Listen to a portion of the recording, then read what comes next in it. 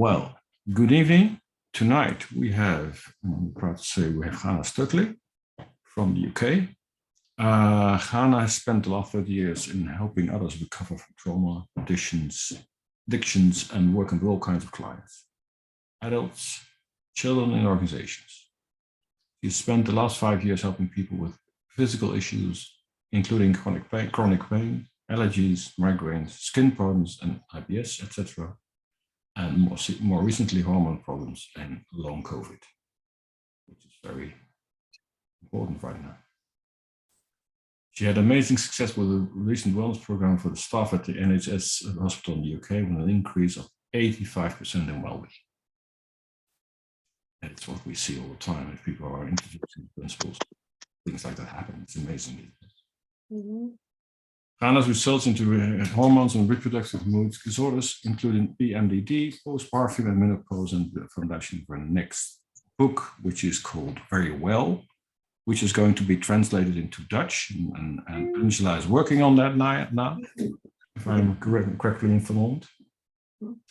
She has done a lot of work, and she's done a lot. Can I leave the show to you now? Sure. Thank you so much. It's a real pleasure to be here.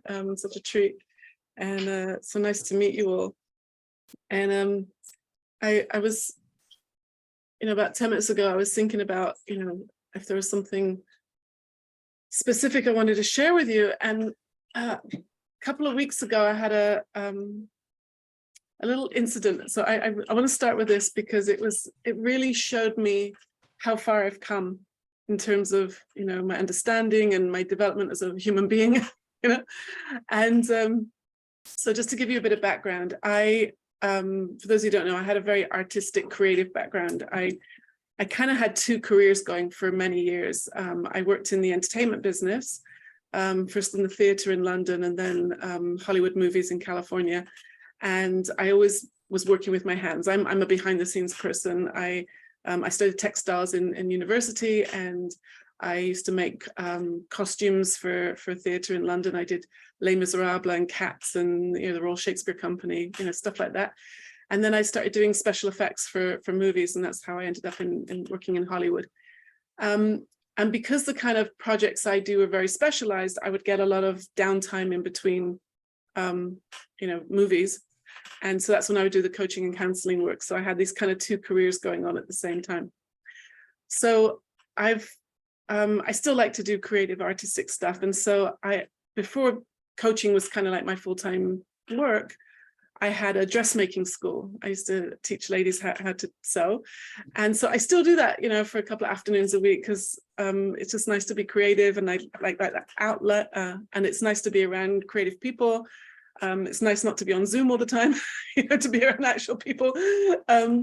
So a couple of weeks ago, I had a new student, and she'd never sewn before.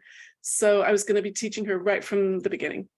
And this woman, I would say she was going a little bit fast, very speedy thinking, very flustered. It took like maybe 20 WhatsApps just to get her the address and get her to my apartment. She was half an hour late, so she was very, confused. And so I just sit down, breathe, relax.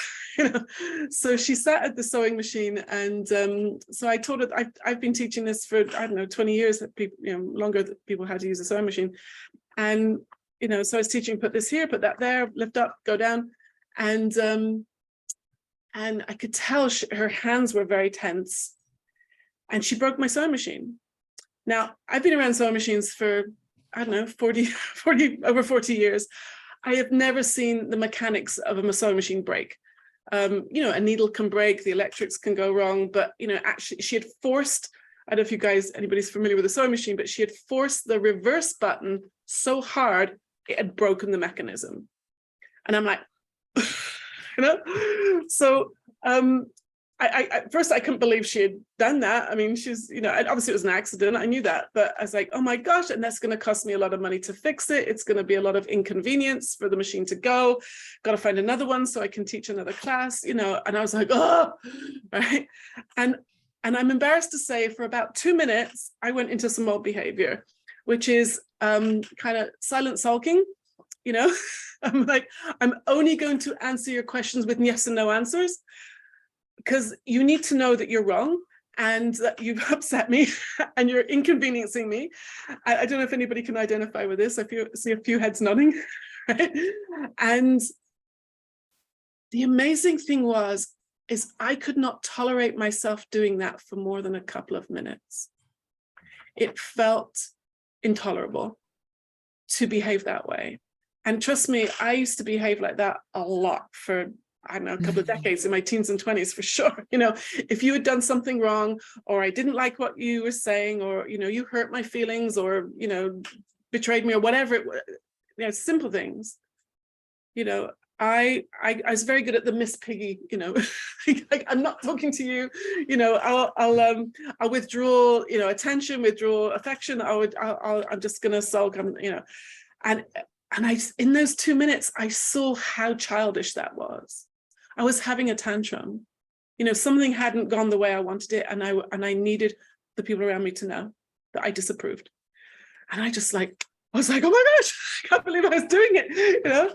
And the amazing thing was, I didn't have to talk myself out of it. I didn't have to correct my thinking.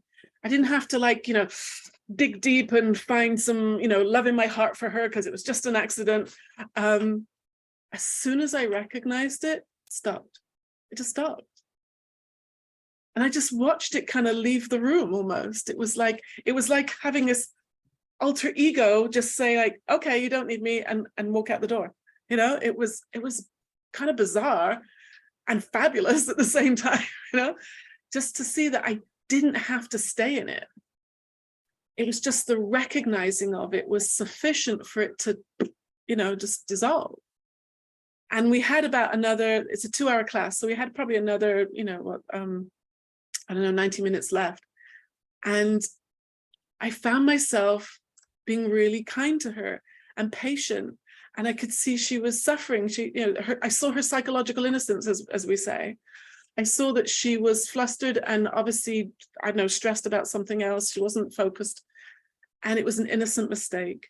And I didn't even have to, like, forgive her. It was just we were present in this new moment where I was backing my teacher, you know, being kind and sharing what, you know, knowledge I have, helping her be creative and learn new skills.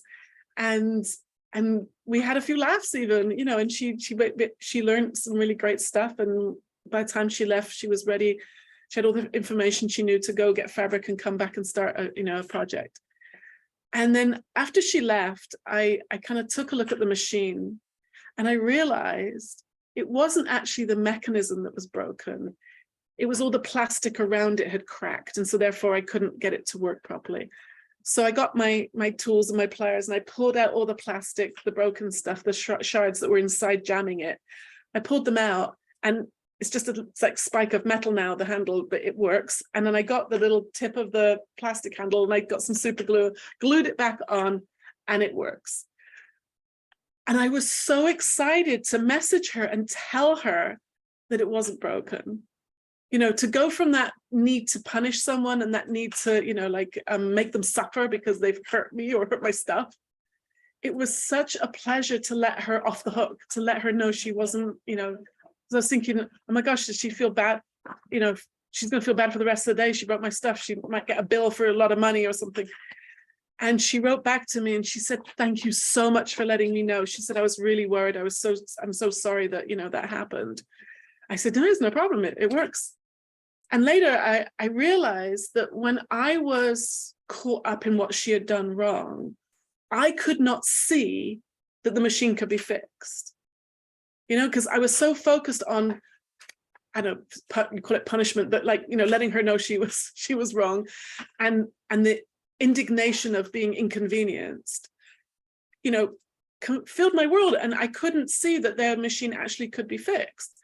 And as soon as I, you know, slowed down, found my quiet mind, found my innate well-being again, I was able to see that, you know, it could be resolved. So she's come back a couple of times since then for class, and we getting on just fine. And you know, I'm not sure that I don't know how much she learned from that, but I think I learned a lot more from it than, I've shared with a few clients now, and it was such a great opportunity to see how far I've come, to just have a glimpse of that old behavior. It was a little stinky, but it was kind of good for me to see that's what I used to be like. And I always felt justified. I felt that I deserved to punish you, because if you do something wrong, I was incredibly self-righteous and arrogant and judgmental. It's embarrassing, but true. And I see now how different levels of consciousness, how as we say, we're always all doing the best we can with the thinking we have in that moment. And as my judgment took my level of consciousness down, punishing her, even like in a silent treatment kind of way, was the best I could do with that thinking in that moment. And as that thinking passed and moved through, I could then do better and be kinder and patient with a better level of consciousness. Like, state of mind is everything. It affects us all the time, good, bad, and indifferent, boring, happy, sad, whatever it is. That is, my mood is always a reflection of the quality of my thinking. And so I'm kind of grateful to her now, because I got so much out of that little interaction. And so it just kind of like brought me to a place what I've been seeing a lot, so much more recently, is, I was about to say, the spiritual nature of the principles, or the spirit, like, you can't really talk about the spiritual side of the principles, because that's like talking about the wet part of the ocean, right? They are spiritual principles. This is a spiritual understanding. We are spiritual beings. And I think the difference for me now is, even from the beginning when I started, sharing and teaching the principles, is I was very much teaching them. I'm quite a teacher. Mind, thought, and consciousness, and I still see value in that, in helping people to understand these beautiful ideas. But I see it more of a flow now. I see it more of like in that moment when I had that experience, when I just saw my bad mood just leave. I didn't have to do anything, because thought is spiritual energy, and it's always moving, constantly moving. That's why we don't have to do anything. And before I came across the principles, I was very much into tools and techniques. I trained as a life coach. I'd been coaching and counseling people for, almost 30 years. And I had, quite a full bag of tools and tricks and things to show people. And I remember when I used to tell people to do writing or meditation, and then they would feel terrible still, or it worked for a little bit, and then they would come back with more problems. I'd say, well, did you pray? And they're like, oh, no. I always had that one in my back pocket, just in case any of the tools and techniques didn't work. Did you pray? So I see now that is, I'm not saying anybody has to pray. That's, it is obviously is not a religious understanding, but looking in a spiritual direction is, I guess, how I would say it now.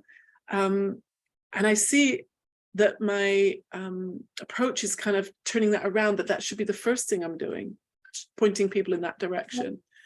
And rather than, showing people the technical side of it, maybe pointing in the spiritual nature of life and of the principles is actually the foundation of this. I'm sure Sid said it several times that there actually is only one principle. There's one principle, and it's mind. And it's how mind shows up in all these different forms. It shows up in thought, it shows up in different levels of consciousness. Mind is this formless, spiritual, loving energy that is there for all of us to rely on. And it is a reliable system. And I've done a lot of work more recently with people with anxiety, like really deep chronic anxiety.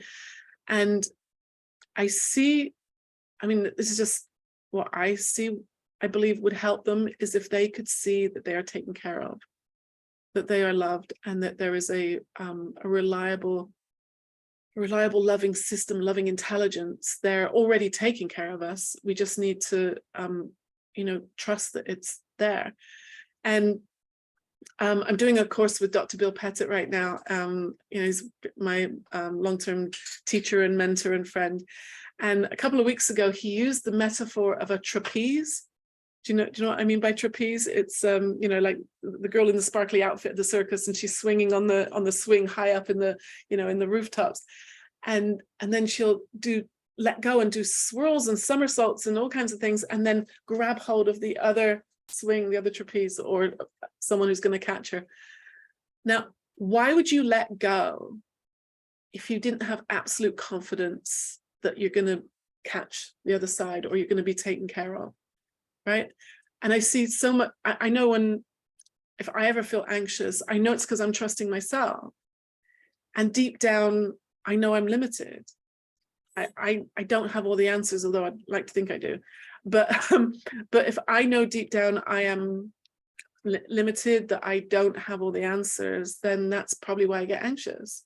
Probably why any of us get anxious, because we're relying on a limited, fallible human self.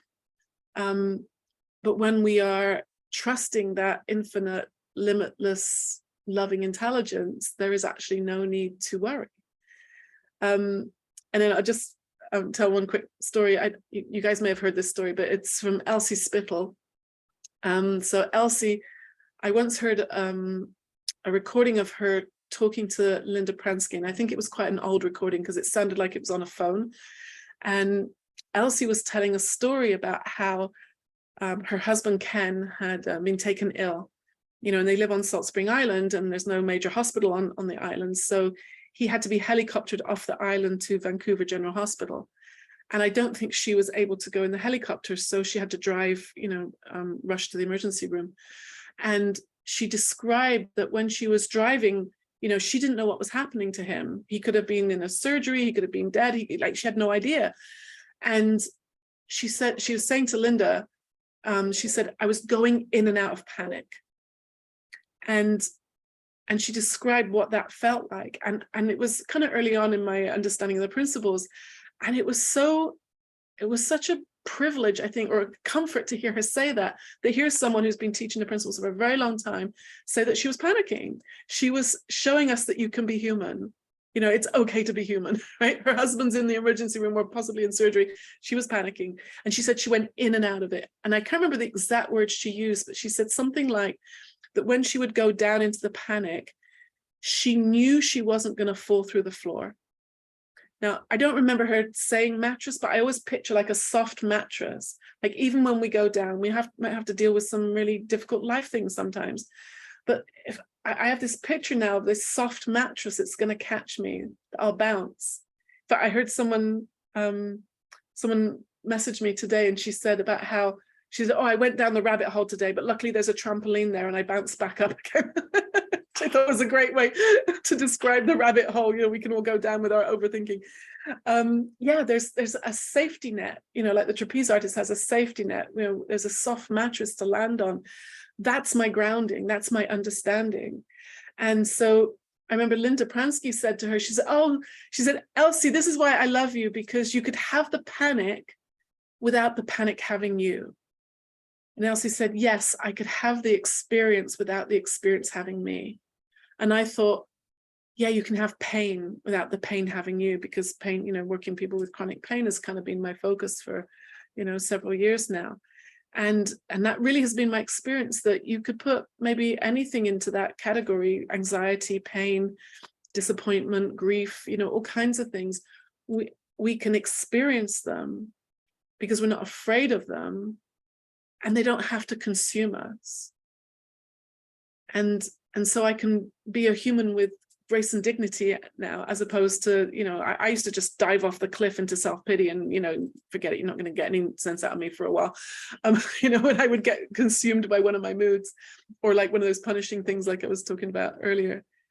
And it's such a blessing and a privilege to have this understanding and to be grounded in these ideas that even when life stuff happens, you know, things get broken, you know, hearts and machines, and, you know, all kinds of things can happen.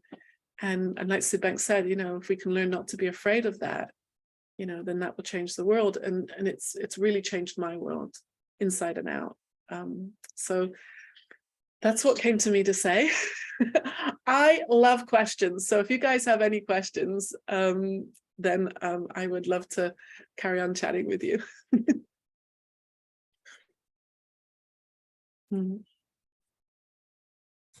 Well, if someone who wants to ask a question could raise their hand so we can have this a little bit orderly and get this arranged. And if no one has a question right now, I'll try to give one right away. Oh, there's Janet. Okay, Janet, go ahead. Hi, Chana. I'm Jeanette. Hi. Hi. Thank you very much for your lively examples. I can really relate to things. I was thinking of a very depressed friend of mine. He goes in and out in waves, but I don't have a clear question, but it bothers me that I can be a loving company, a loving, kind company for him. And I know and I see that he it is very difficult for him to draw his attention to the now and not in give all his thinking and thinking experience, all the all the awareness, right? So, but I'm bringing it up because it takes so long for him. So yeah, it's hard when you see someone you care about suffering. Like I was saying, a lot of these people I've been working with recently with the anxiety, it's almost like watching someone sticking a fork in their arm and they're going like, it hurts, and you're like, well, stop doing it. And they're like, but how do I stop doing it?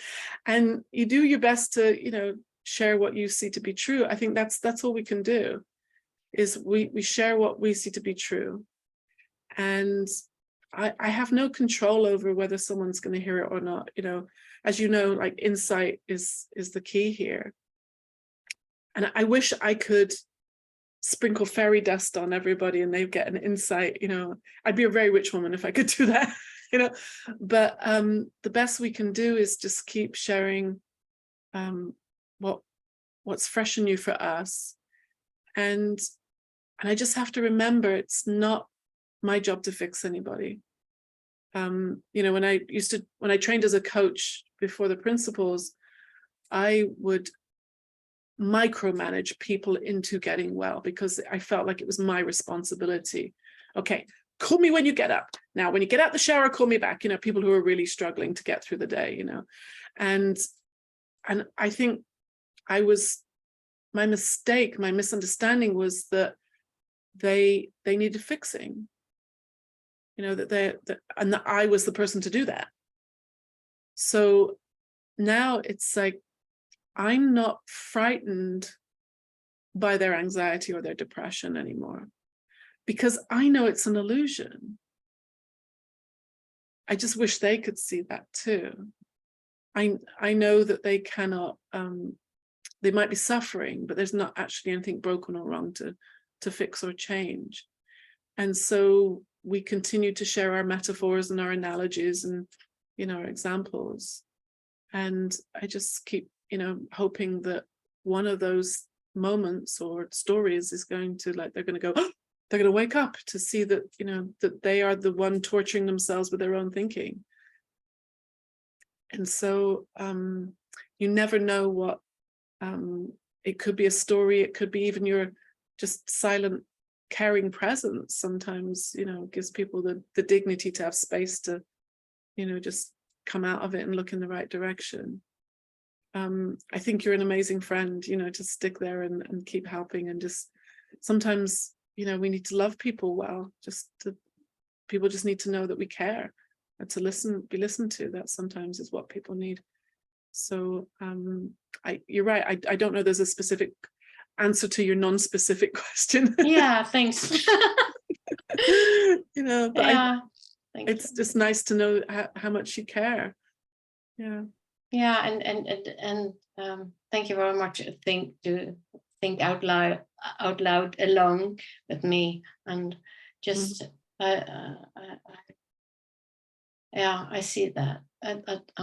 it's my knowing that it's not a fixed problem. It's not. Mhm. It's just wait and see when he sees when it. Yeah, what just came to me was when I started working with people with chronic pain, I did some research, and I had 5 case studies where I got 5 volunteers to come, and I kind of, they knew nothing about the principles, and I just kind of gave over the ideas as best as I could, then. And I did a questionnaire at the beginning and afterwards. And at the end of I gave each person 10 hours. And at the end of that 10 hours, I kind of asked them for some feedback. And what was interesting is all of them said in their own way, like independent of each other, they didn't know each other, they never met. They all said to me that they were so touched that I knew that they could get well, that there was nothing wrong with them, that I saw them as a human being, as some not a diagnosis, because they all told me like this. One had knee pain, one had migraines, one had all different kinds of physical issues, and they were so used to going to doctors and specialists and even homeopaths and chiropractors, whatever, and they were the frozen shoulder, or they were the IBS, or they were like there's a knee pain in cubicle 2, they were a body part or a diagnosis, and it could be a mental health diagnosis like depression or anxiety, and they were all struck by the fact that I just talked to them like a human being, that there was nothing wrong with them, and that I had absolute confidence that things could change for them. And that, I was like, oh yeah, well, of course. I didn't realize it was good for me to know what an impact that had on them. So you never know what impact you're having on your friend just by being normal around them. Just be normal, because there isn't really a problem. They just think there is. Yeah. Lovely, thank you. Mm-hmm. Okay, anyone else? No. Yeah, go ahead. Well, Hannah, thank you very much for having you here, and looking forward to November when you're coming for 3 days in Holland talking to us. Yeah, I'm excited. For now, I have a question. In one of your books, you're talking about stinky thinking and thinky thinking. Can you tell us more about that? Yeah. So I guess I've had like a journey, like I'm sure most of you have, and how I've understanding the principles, along the way. And this idea of stinky thinking, I kind of had that word, that I knew that word before the principles. I just saw it as, I knew that the problem was in my thinking, like even before I came to the principles. I'd done a lot of, say, self-help and transformational stuff, the Enneagram and the Course in Miracles and all these different things. And I knew the problem was in here. I knew about inside out and outside in. I knew there was nothing out here was going to make me feel any better. But I thought I had to do something about my thinking. I thought I had to think more positive, or ignore my negative thinking, or, I was very good at thought hygiene, right? Keeping, I that's basically what I shared with my clients, how to have good thought hygiene, and how to, negative thought, no, can't have that thought, And I see now, like, that was exhausting. So I saw stinky thinking as the problem, right? And so you have to fix the stinky thinking. And what I think one of my first few insights into the principles was that if thought is always moving, then however stinky the thought was, it's already gone. And all those techniques that I was doing myself, like the meditation and the expressive writing and, journaling and, all kinds of things, was actually like dragging the thought, like imagine it's a train, you're dragging that train back into the station to work out how to make it leave. Well, it already left. Right? So no wonder all these tools and techniques are exhausting, because you're trying to do the impossible or not even necessary. So it kind of, I still call it stinky thinking sometimes, because I've fallen for the illusion I have to do something. And it can happen to all of us sometimes, like, and thinky thoughts to me are just like, they're just like, do the laundry. No, I don't want to. Like sometimes you can have a whole committee in there. One example of that I had last year, which made me laugh a lot, was I have a friend here, and a dear friend, and she had her 40th birthday, and so I wanted to do, asked her mom and her family, should we do something as a celebration? And she'd said she didn't want a big party, right? She didn't want a fuss. She didn't like that. I was like, okay, and I thought, but I want to do something. So I had this idea. I thought I'll invite her to come out for dinner with me, and then I'll invite a few friends to just show up throughout the evening. So they won't stay, they'll just come and visit. So then she won't be like overwhelmed with lots of people. So we arranged to meet at this, like, is a really special, fantastic burger place near where I live. And so, and she loves the place. So I thought, great. It's the kind of place where you could casually drop in and out, And her birthday's in January. And we have really bad winters here because we're up a mountain. And the night of her birthday, it was pouring, freezing rain. It was like so cold and miserable and dark. And it's time to go out and meet her. And I'm like, I don't want to go. I just want to put my pajamas on and go to bed. Right? And then I could hear, then my thinky thinking got busy. And it's like, it was her fault for having a birthday. Then maybe I can pretend I'm sick. Maybe I can, like get somebody else to come and meet her. Like, why did I have to like come up with this stupid idea? Right.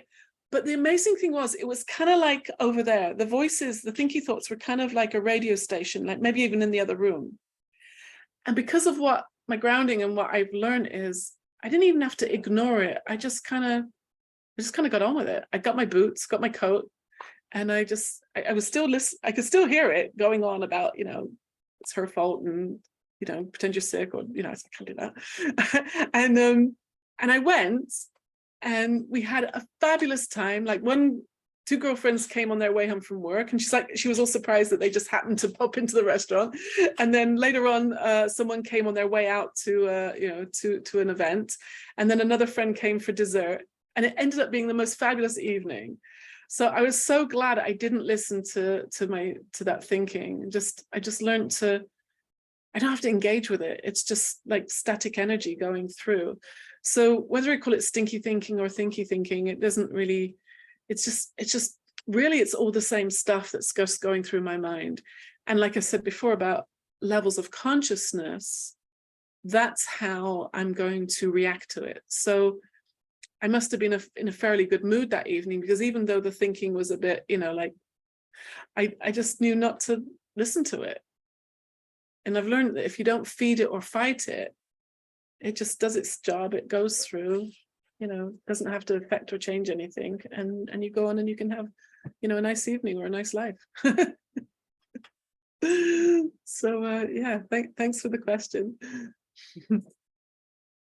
Okay. Thank you, Frederic. I'll turn to Annelies. She has a question. Hi, Chana. Hi. I was actually very curious about your work with chronic pain. Mm-hmm. How did you end up working with chronic pain? Mm-hmm. Is that something personal? And if so, what was your game-changing insight around that? Mm-hmm. And how has that impacted your personal life? Yeah, great question. Thank you. So I had chronic pain for 25 years. See what this is? Sorry, excuse me.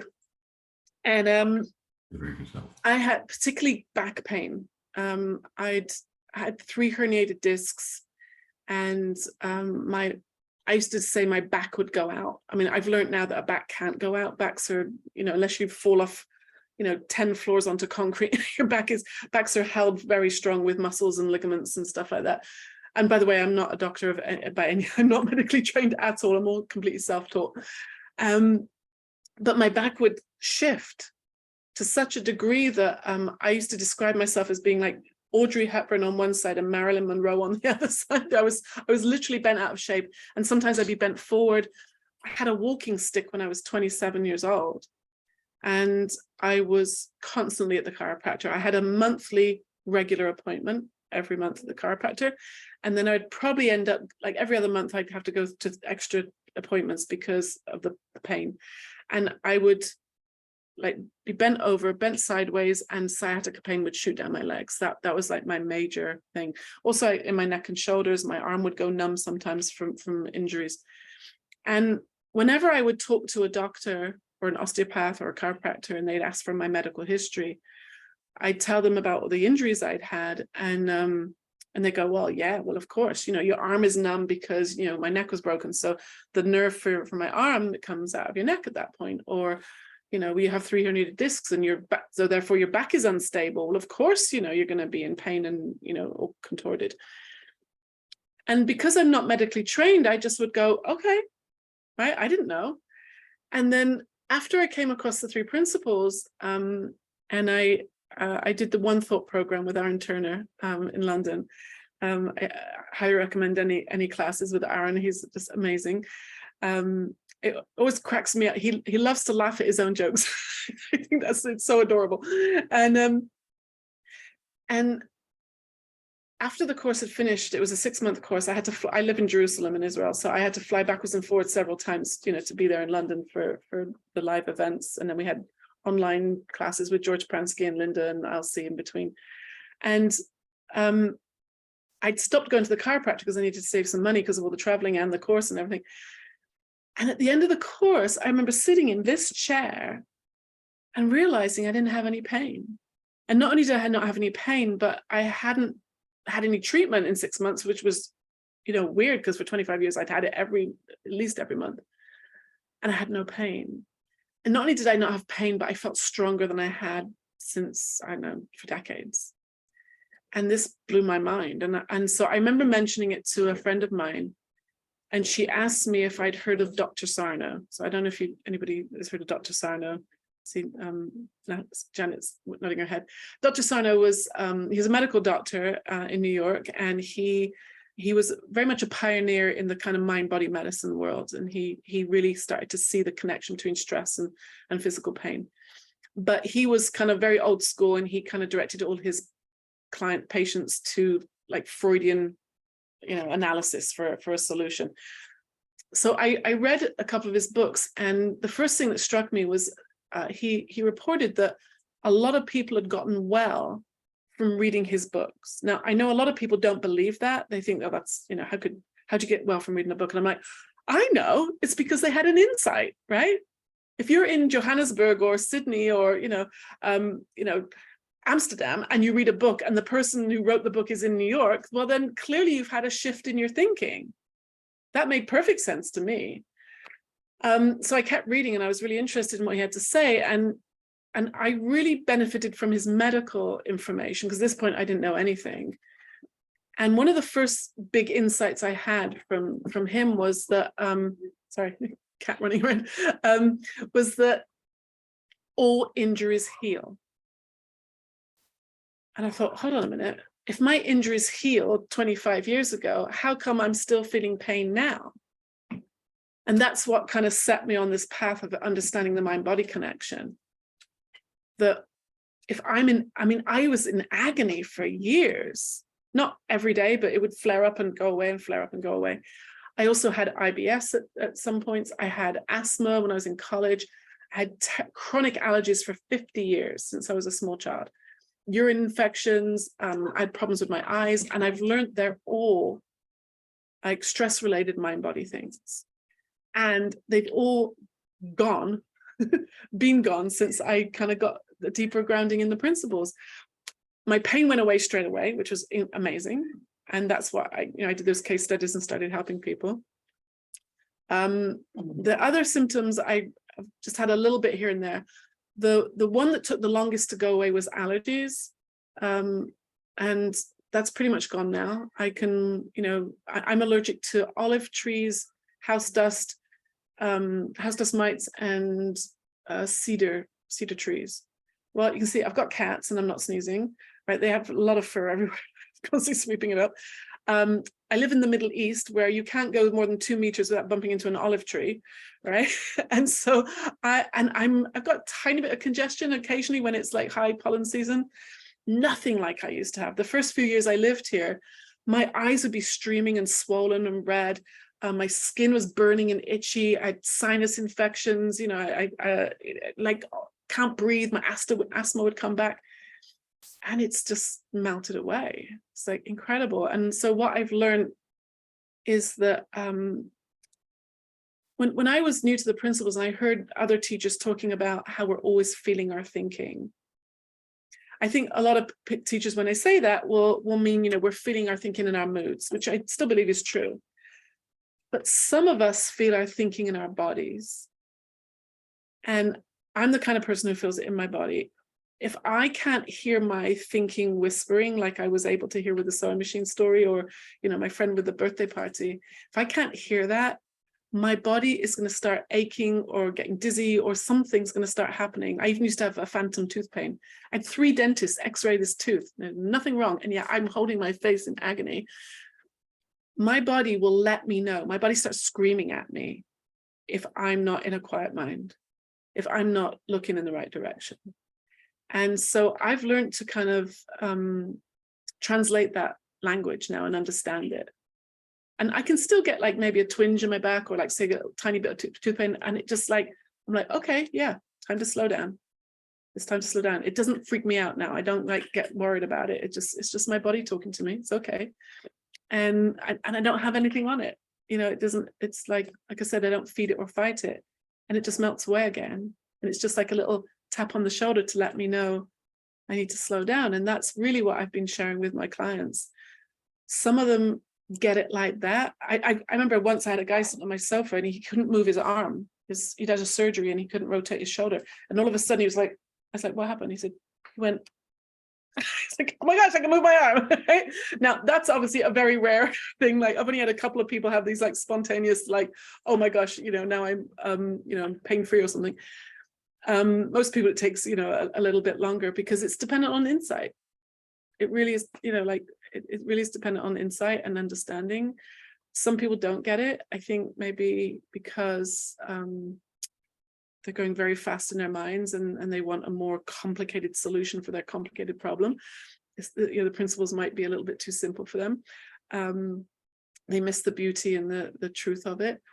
But it's been such a privilege to be able to share this with people who are suffering, you know, to sit across from someone who's, you know, day in, day out suffering physical pain, which is absolutely exhausting and debilitating, and to watch them, you know, get free and go back to live their lives and have relationships and leave their homes and, you know, get back into life again is really amazing. Yeah. Thank you for sharing that. You're I welcome. loved it. Thank you. Mm-hmm. Anyone else? You can also use on the reactions on the bottom side of your screen. You can do a digital hands up. Mm-hmm. Because I can't see everyone right now at this screen.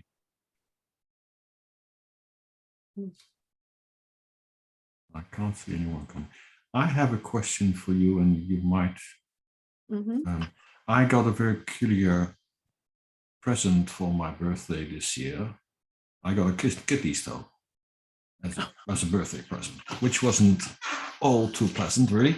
Yes, I've had one. It's very painful. Yes, and I discovered it was a kidney stone only 3 days after my birthday, because I had severe pain at that moment. I went to the hospital.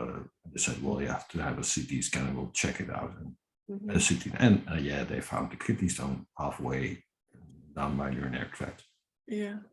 So, and it comes with severe pain. So when they did the CT scan, said, oh, well, you'll have a nice birthday present, because this is worse than giving birth.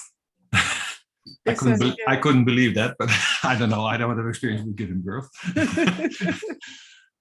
But it's the funny thing is, you get into these bouts of pain, because when the kidney starts getting swollen, it can't get rid of the urine. It gets swollen, and then you get this pushing feeling in your kidneys. It's really awful. But I also found out that if you lean into the pain, if you just accept the pain for what it is, it becomes bearable. And I've had a few nights where I was 3 hours out of bed, just enduring it. And it's really not pleasant, but I found it so valuable to understand that you can lean into the pain and just accept it as it is. How do you feel about that? Yeah, I completely agree. I mean, I had a kidney stone the first year I lived here. It was absolute agony. Mine went on for a few days, like you. It was, exhausting. And this is before I knew about the principles. But the couple of times I've experienced pain, like I had a cyst in my leg that needed to be fixed in the emergency room. That was incredibly painful. And then last November I had pneumonia, and I had fever like I'd never had before. And the moment I became conscious of the fact I didn't have to fight it,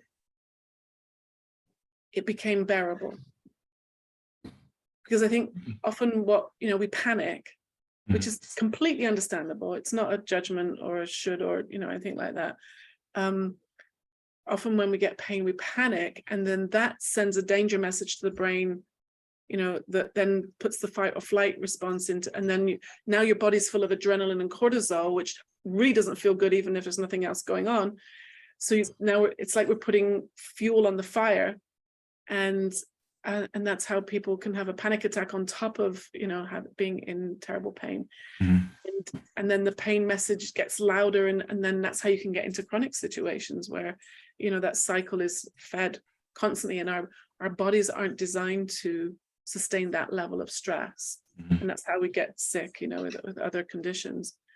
And I remember when I had that thing with my leg, I'd gone to my regular doctor that morning to, because he took a look at it, and then he sent me to a minor kind of a small emergency room, and the nurse, the doctor there, she said, you need a surgeon. This is like too much for me, because it had gone deep into my leg around lymph nodes and stuff. So I then had to go to the big hospital, and before I knew it, I'm lying on a bed, and the chief surgeon of emergency medicine at Manchester City Hospital is coming towards me with injections and knives and stuff, and I'm lying on it.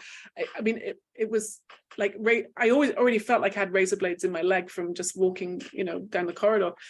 And she jabbed in an anesthetic, and she started cutting, and I screamed because I could feel it. Like, I don't know if she'd waited long enough for the anesthetic to work.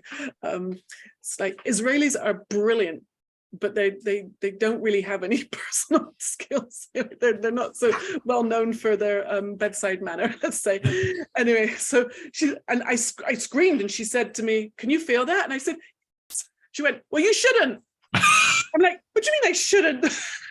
Like, I do. Do I apologize? And so she jabbed in another injection, and she was cutting and squeezing and cutting and squeezing, and I had my eyes closed, and there were tears like rolling down my face, and I was hanging on to like the metal part of the table, the gurney, to so I didn't fall off, and I'm holding on, like I could see the blood draining from my hand. And then I had this really amazing moment where I don't know how to describe it, but I felt like I flipped into another part of my brain. I went to somewhere safe, and it wasn't like having an out-of-body experience or anything like that. I was in the room, I knew where I was, and I was totally there, and it really hurt still, because I remember hearing this thought go through my head saying, "This is too much for you." And after that, I suddenly felt safe, and feeling safe, I was able to handle the pain. And then going back to what I was saying earlier about, people with anxiety about letting go, it's like, if we don't feel safe, we're not going to let go. And again, I was so grateful for this understanding that I was able to let her dig and cut and do whatever she needed to do. And then she just walked off and left me. I'm like, do I get up? What do I do now? It was like just a bit of sticky, like blood draining down my leg. It was pretty brutal, but it was okay. I mean, a lot of things about it weren't okay, but I was able to handle it. Whereas I think if I'd panicked, I who knows what would have happened? Might like tied me down and give me Valium. I don't know. Yeah. And then when I had pneumonia last year, I'd been coughing for about 2 weeks, and that kind of coughing where you think you're going to see your lungs on the floor. So I thought, okay, time to go to the doctor. And I rarely get sick these days, which is amazing. Coughs and colds and that stuff, it just doesn't happen like it used to, because my immune system's gotten stronger because it's not so stressed all the time now. And so I went to my doctor, who's excellent, and he did some tests, and then he sent me for an x-ray, and I went home and he called me and he said, yeah, you've got pneumonia. And I had to have some, strong antibiotics. And that night I had such fever. I remember kind of coming to, and my body was so tense from the shaking. You know when you have that kind of temperature where you're freezing cold and yet you've got a hoodie on, a hat, gloves, two duvets on your bed, the heating on, and you're still freezing. It was like that. I was like, but my body was like absolutely tense. Like every muscle in my body was tight, and I suddenly caught myself, and I was able to like just relax a little bit. And I still was shaking and shivering because the fever was doing its thing and the antibiotics were working. And then I was able to go to sleep. Mm. It's like the moment I caught myself again, like just relax. Like you said, like I don't lean into it, whatever, however you want to call that, accept it. And then I went to sleep, and I woke up the next day, and I was well within a few days. Mm. When I was a kid, people used to die of pneumonia. Mm-hmm. And I know that obviously I have, better drugs now, but, it was like, it came, dealt with it, it left, and so, and having experiences like that, they're kind of almost useful because, I talk to people in pain a lot. And if I don't ever experience pain, then it's hard to relate. So I've had these little incidences of situations where I'm like, oh yeah, it's horrible. Mm-hmm. It really is horrible pain. But if I know that pain is a signal, it's not a punishment, it's a signal. It's the wisdom of my body letting me know that either I need to do something, whether it's slow down in my thinking or go to the doctor or, take care of it. If I can recognize that wisdom, then I can take care of myself. Yeah. Whereas if we don't recognize that, it can turn into something chronic. Mm-hmm. And then it brings a whole other load of problems, and then we feel bad because even if you understand it's your thinking, then people can feel bad that they created it with their thinking, like, oh, what a mess. So I totally believe that you can like kind of like what Elsie said about having the panic, but the panic didn't have her. It's like you had the pain without the pain having you, and then your body can do its magic mystical healing, and we get back to our innate health. Yeah. Thank you so much. It's interesting that you say that, because I suddenly remembered when I was a young boy, we went swimming in the canal here in the Netherlands, and at some stage there must have been some glass on the floor, on the bottom or something. So I cut my foot, quite deeply, but I didn't feel it because it's in the water, and you seem not to feel that. So when we got to the side of the canal, I suddenly saw my feet were bleeding rather heavily. So I was like, okay, that's not too good. Right. And then suddenly the pain kicked in. Right. Yes. Isn't that amazing? So bam, like that. And that's what I remembered one of these nights when I was, agonizing really at that stage. Wait a minute. That went the other way around. So maybe I can turn it around. And I tried it, and it worked. Yeah. It's so amazing. So if you just relax into that moment, try to relax into it, and just almost embrace what's going on. It's really so helpful. Yeah, it's true. And maybe we have these little incidents that we are taught to how to handle these things. Yeah. Must be some divine meaning behind that, or something like that. Yeah. Okay. Anyone else? You're a quiet lot.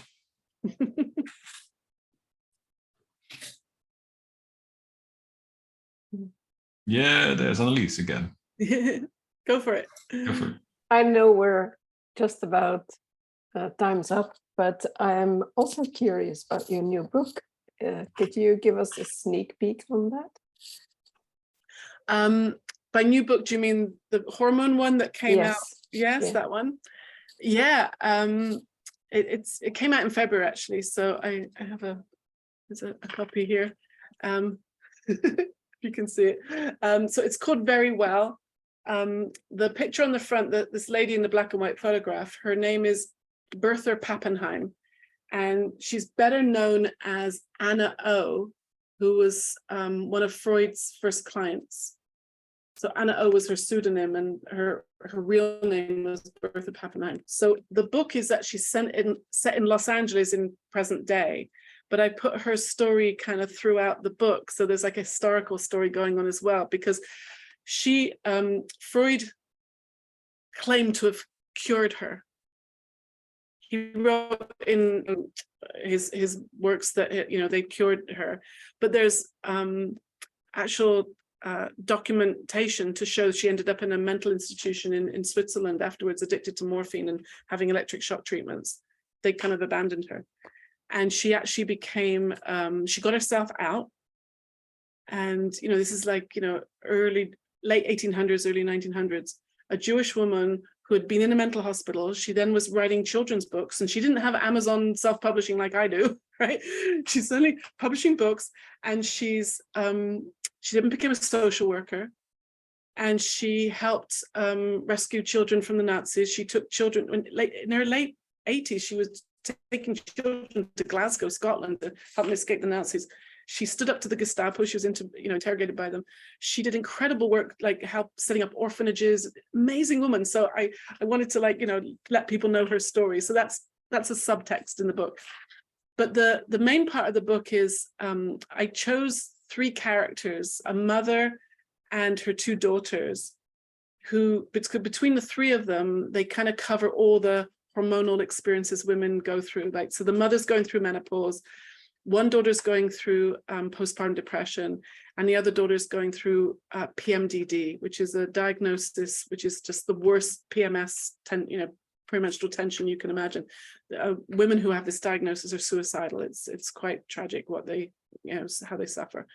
And what I started seeing, because I was just going through menopause when I came across the principles, and it was horrendous. I had such brain fog, I couldn't think straight. The hot flushes, the moodiness, the aches. I was quite almost debilitated. It was hard to function. And the principles also like made all my menopause symptoms go away. It was incredible.